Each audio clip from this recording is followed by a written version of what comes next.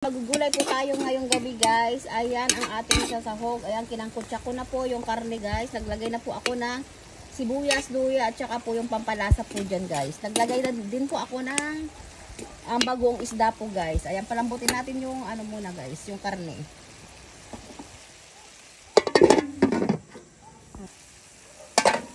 Ayan po guys, ilagay na po natin yung kamote at saka yung patani. Ayan. Ayan, nagpalagay yung tarong. Kasi ito yung ano muna, matitigas. Guys, tapos lalagyan natin ng konting tubig po guys.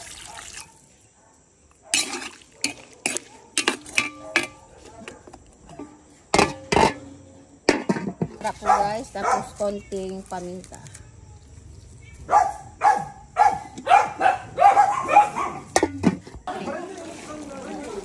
Ayan po guys, malambot na po yung kamote. Lagay na po natin yung malunggay. Ayan. Kasi yung malunggay, medyo matigas din po yan. Matagal maluto. Kaya ano natin. Tapos mamaya lagay na din natin yung mga gulay-gulay po guys. Ayan po.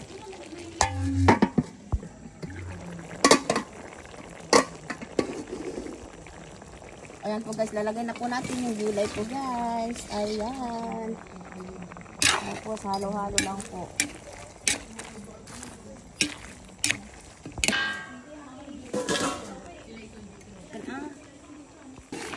Ayan.